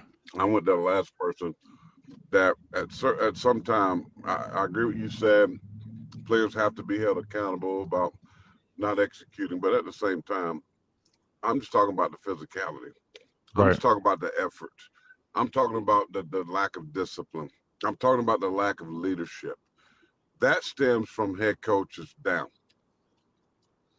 No, I agree. I agree with you. No, I agree with you. But what I'm saying is, like, I also know if a guy just doesn't have it in him, he doesn't have it in him. Like, it didn't matter if Bo Davis is getting on somebody. He can help pull it out as much as he can. But, like, at some point, and I'm just saying, I'm at the practice, I'm at the scrimmages. Like, Kane Womack, I mean, he gets on those guys on defense. I mean, like, Freddie Roach, he gets on those guys. I'll be honest with you. I attribute some of it to the coaches 100%, but I also know players need to be accountable. And I'll just be honest with you, I just don't know if we have guys with that mentality on this defense where it doesn't matter how much you yell at them and jump them. They just don't have that. You don't have guys with Reuben's mentality. You don't have guys with Jonathan Allen and A'Shawn Robinson, dudes that literally want to go out and choke somebody literally on the football field. I'll be honest, I don't see those players on this defense. That's what I'm saying. I don't know how much of that really goes to the coaches because if they don't have it in them, they don't have it in them, right? I mean, a coach said that before. I mean, I can't turn you. I mean, I can't. But really it's their fault because they are recruiting these guys. If you want to go there with it, I'm with you on that. I'm saying in terms of look, they get on them, right? It's not like they're just handing out ice cream at practice and stuff. I'm not even talking about getting on them. I'm talking about if I'm out here as a coach and I'm recruiting, I meet with these guys. I know their mentality. I understand who they are. I watch them because you're going to know whether I got a really soft-spoken, nice guy that okay, this guy, I can't cuss him out because, you know, he gonna pout and he gonna call his mom. He gonna want to transfer, right? You don't have that kind of kid. Nice kid. He's gonna do great in school. He's not gonna be smoking Black and Miles like Ruben and Tim Williams after the game in the parking lot. Okay, nice guy. But you gotta have some dudes, man. You gotta have some kind of guys that you might have to assign, you know, a Josh Chap to him or Denzel to make sure he go to class or make sure he ain't at the club beating somebody up, you know. But I gotta monitor him. But I need him because I want that fire. I want that thigh-yow. I want that guy because he's gonna bring an energy and an attitude to my unit, right? And I know I need to handle him.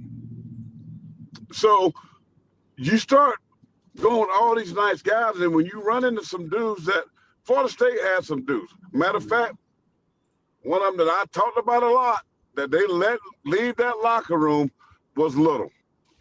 And all I seen on that screen was Little. I saw, and I've been talking about him for what, 2 years now? You want me to be completely honest with you? The coaching staff wasn't the highest on him. I don't know if people really know that, but yeah, I mean, yeah, okay. I'm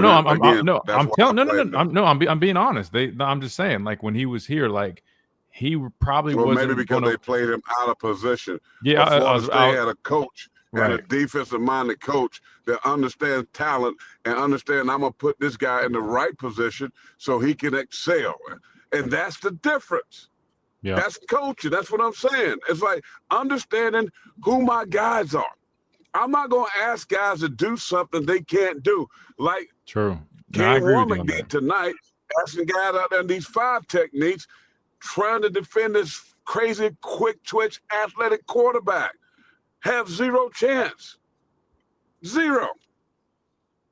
What do you have to do? If I don't have that guy, I got to somehow manufacture pressure. That means if I got to bring safety down, I got to bring them. I got to do some twists up the middle, bring safeties off the corner. I got to do it not one time. I got to do this all the time. I got to bring him pressure. I got to impose my will on this quarterback. I got to hit him. He's too happy. He's jumping up. He's in the face of players on the sideline. He's been talking smack, and you sit back as a defender and you don't say a word. Give me somebody that'll take a 15-yard penalty just to punch him in the mouth with my face mask to let him know this won't be this type of party tonight, bro. That's the Reuben Foster factor. That's the type of attitude. Yeah, I know discipline one thing, but sometimes you need a guy that says, you know what, to get us going, like a baseball GM sometimes, or a basketball coach, you know what they'll do? They'll get tossed. They'll go crazy. And they'll get tossed. You know why they do that a lot of times? To change the energy of their said team, to get things moving in a different direction. That's what I'm talking about. I just don't. And it's disappointing when you really know the standard, not the center that came from Washington, but somebody that really understands and know what it was like. Unfortunately, you probably don't have too many guys on that sideline that know that. Mm-hmm. You know, so therefore that trying to create that again. No, you have to be able to create a new identity of your own standard, of your own toughness, of your own culture, and stop trying to copy. You can't, because you don't have those dudes no more. You're not recruiting those types of dudes no more. That's all I'm saying.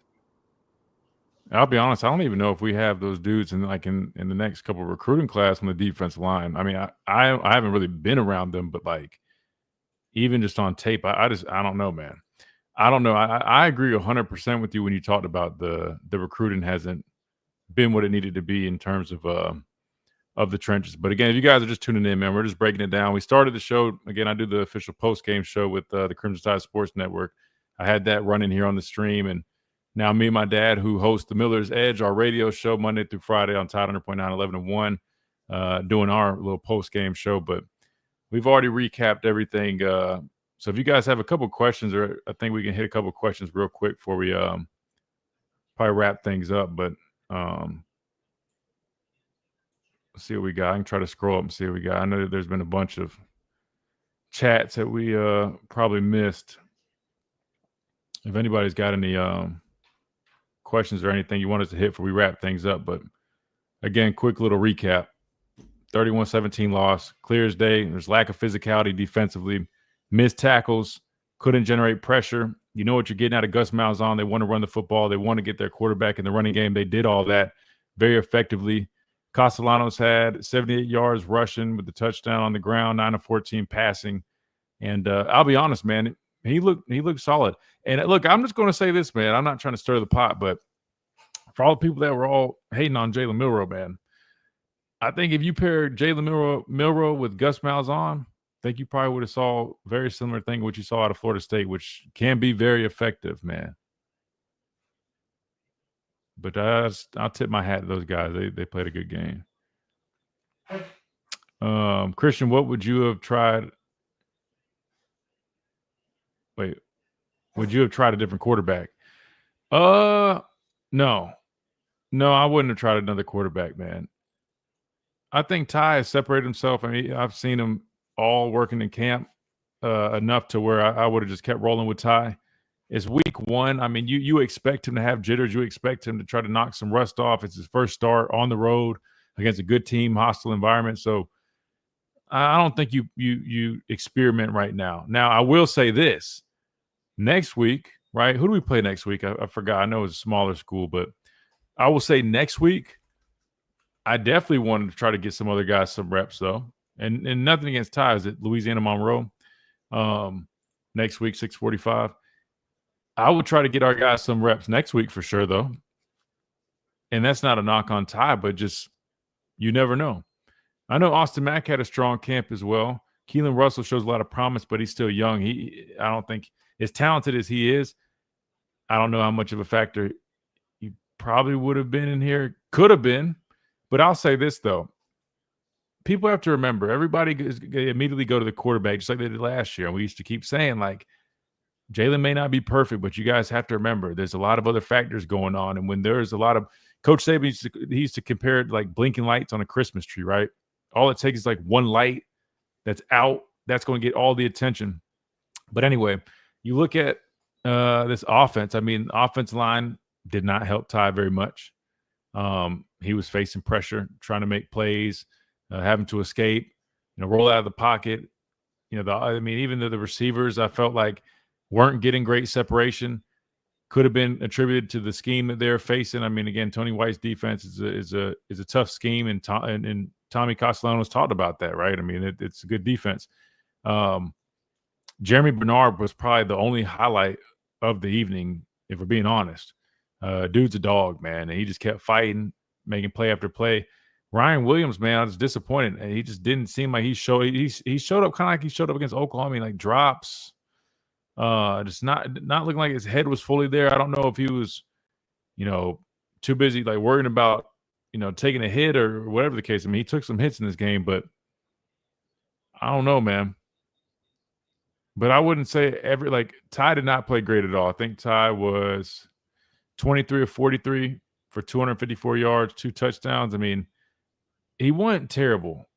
He definitely could have been a lot better, but he wasn't terrible. But he's got to get some help from his guys, and he's got to make better. I think his internal clock could be quicker, and he has that ability. I just think there was so much going on. I think it was his first start, and I think it was a lot of pressure on him. And I think we saw that. He's got to be able to trust himself a little bit more. I feel like he was just too hesitant. Huh? I'm not worried about Ty. Yeah, that's what I was saying.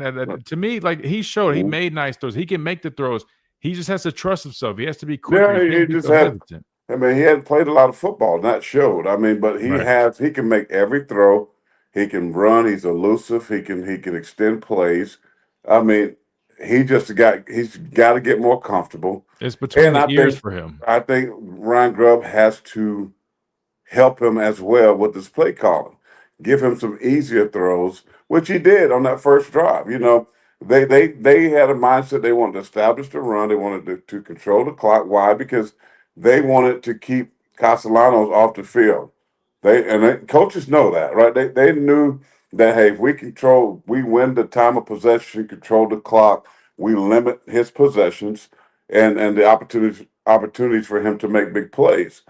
And I think that's what they were trying to do. But when the offense began to sputter, and then the defense couldn't hold up, then you got to get into a different mindset. Then you get behind, now you got to really throw out the game plan. And now that's why you've thrown it 40-something times. Anytime quarterbacks are throwing the ball that many times, most of the time you are not going to win games, period.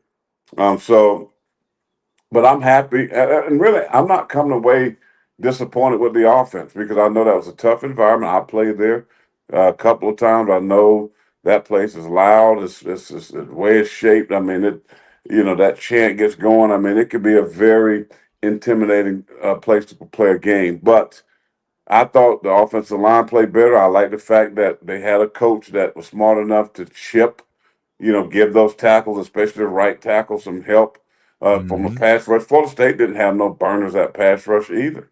I mean, they were bigger guys that did okay, but there was no threatening quick pressure.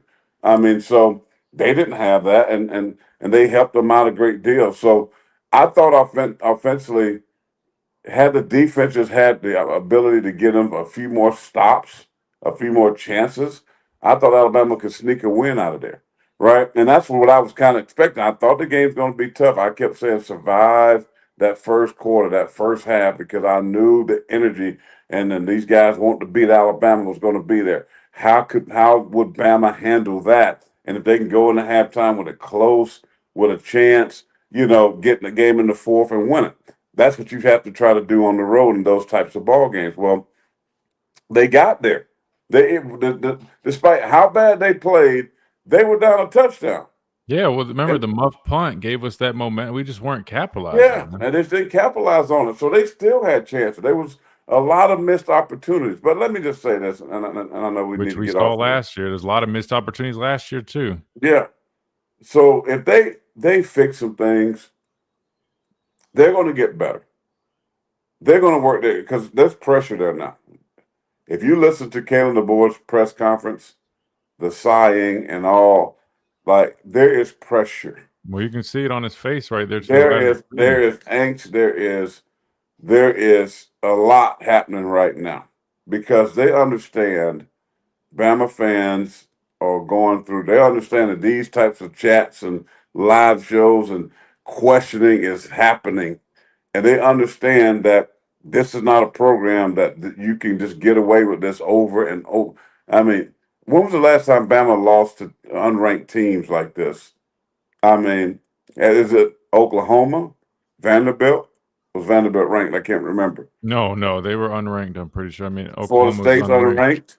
Yeah. I mean, so you got Oklahoma, I don't believe was ranked at the time either. Who? How many times did Nick Saban and all of his tenure lose to unranked teams? I'm not sure, but I do know one stat that Gray kept throwing around on our post-game shows. This is our first home opening loss, or what is it? Yeah, opening loss since 2001. I hate to say it, but I feel like DeBoer is setting records, but in the wrong way, right? Last year it was like he set a record for losing to Vanderbilt, first unranked loss like that in so many years, and like you mentioned, now it's like 3 of them within whatever amount of period of time. He's just starting year 2. And Right. You got Oklahoma, you got Vanderbilt, you got Florida State. That's 3 that I can count. I mean, I don't even know if Michigan was ranked even in the bowl game. Maybe they were. I don't know. But I don't know, man. It's just, to me, Alabama, let's stop even now. Alabama's not going to get the street cred like they used to when it comes to rankings anymore.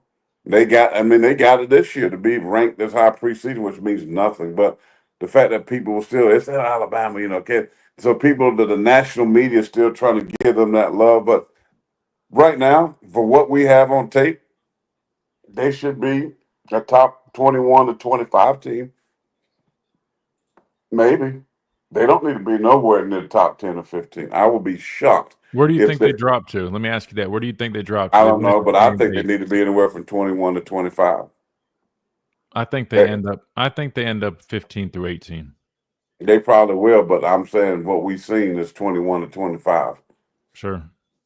And you don't put Florida State should be in front of them. How can you not? How can you put them in front of Florida State when you just got your tail kicked?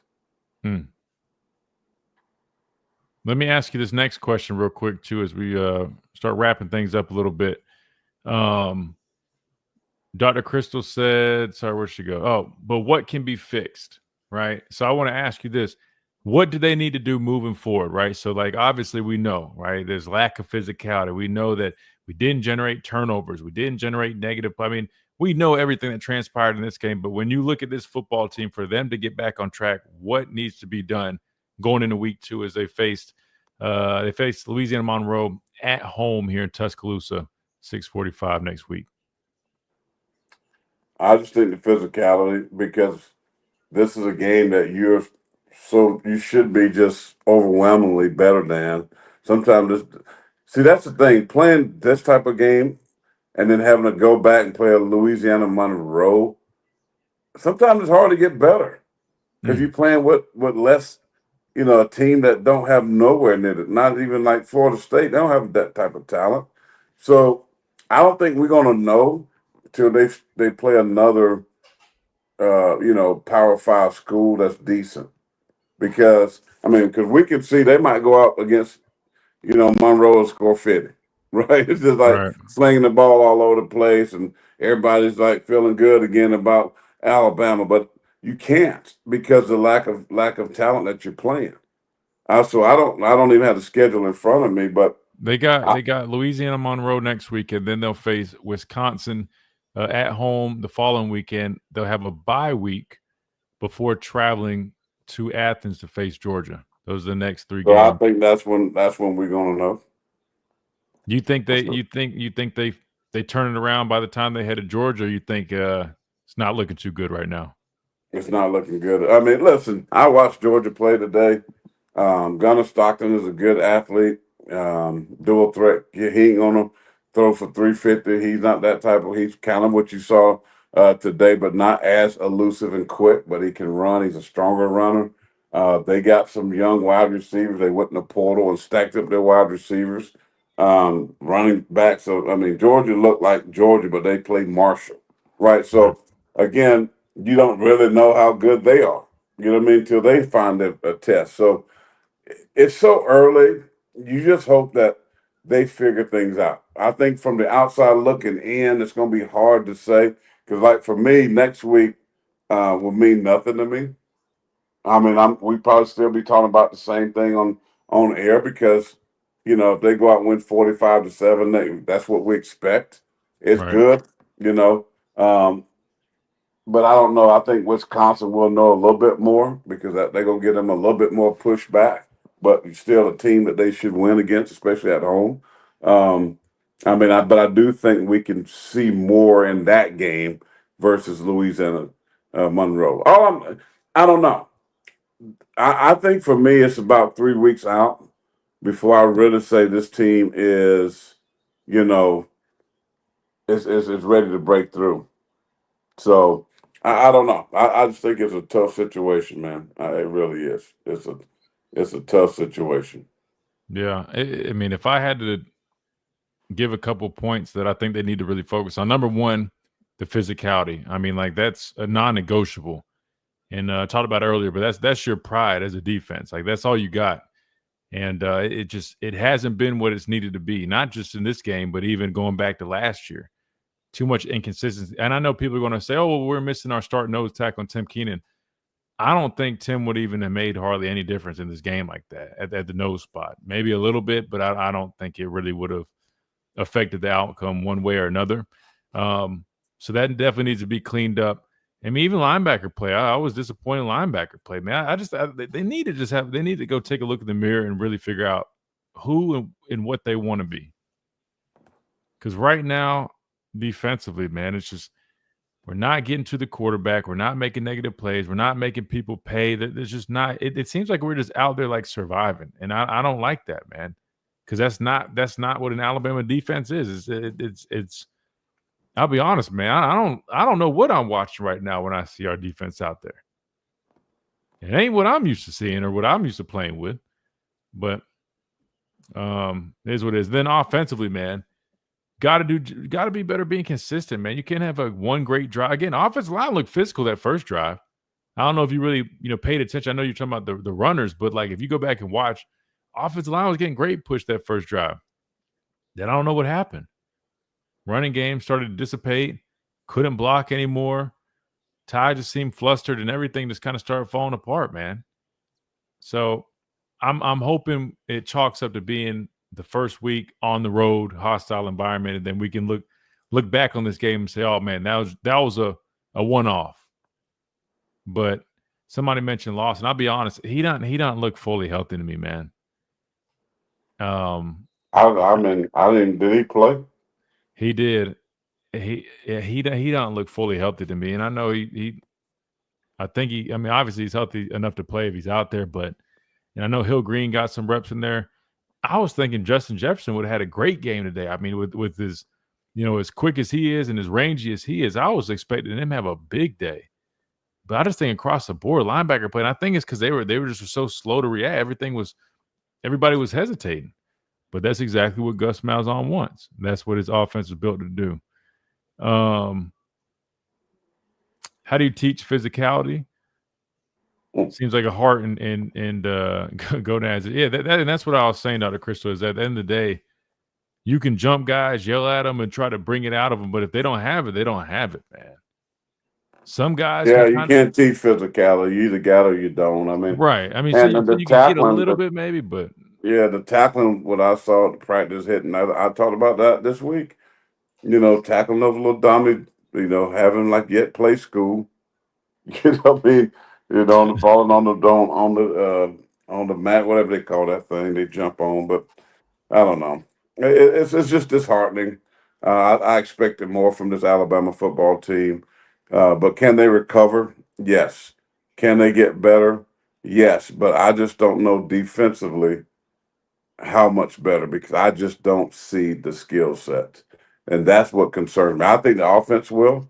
I think the offense have the ability to keep them in games and things like that. I just don't know how good this defense can be because I don't see anybody out there that can be dominant as far as beating guys one-on-one at the tackles.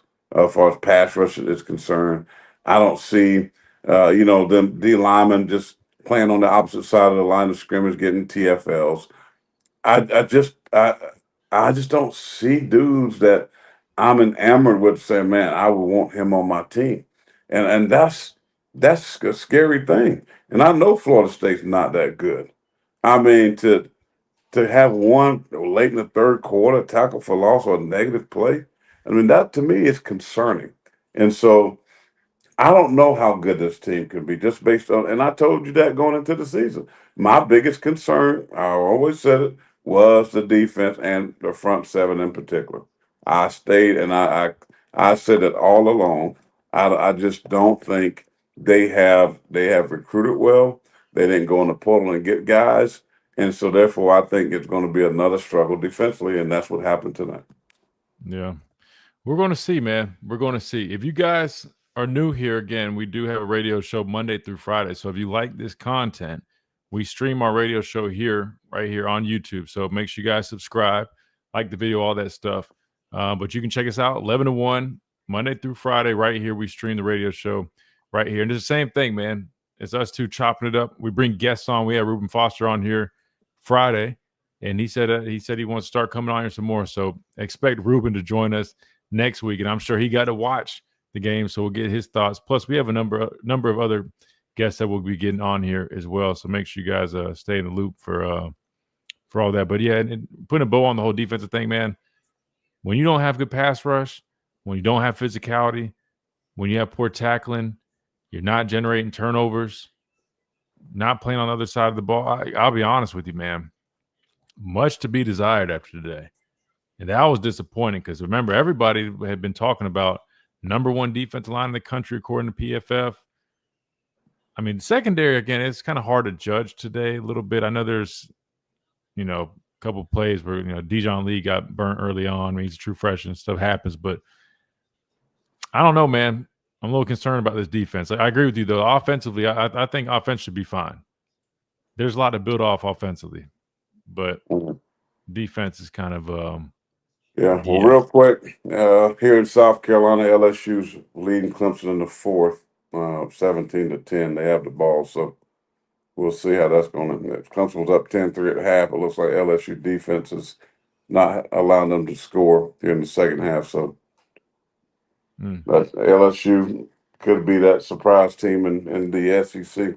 That would be a massive win going to Clemson and winning game number 1. So they're up 17-10 right now. That ain't looking good for us because we obviously face LSU. They come to Tuscaloosa. Hopefully we can clean things up. But I'm seeing it now. They're making a comeback. So they're a good team. I mean, their defense has been a new defense coordinator. Man, they flying around. Clemson's supposed to have the juggernaut offense. They pretty much stifled it. They gave them the 3 points. They fumbled in their end. The defense held them. They didn't get 5 yards. Made them kick a field goal, and then they fumbled again down in the red zone, like at the 10-yard line before half. So they've really outplayed Clemson. They just made mistakes, but seem like they got things going in the right direction. And quiet as kept, I hope they hold on and win it.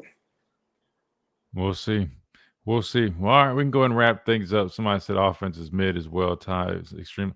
Here's the thing, though. Yeah, and we're not saying offense was like great, but you can see the vision at least, right? Like what they did that first drive. If they can commit to the running game and clean things up with Ty, right, in the passing game, because he made get Ryan Williams off these dumb podcasts and just stop painting his fingernails. And that's what I'm saying. He's dropping all these passes, and I don't think nothing was wrong with him. I'm sorry to say this. Whoa, come on, man. Nah, I think that was a pride thing. They didn't call talking. Dude didn't even hit him in the head.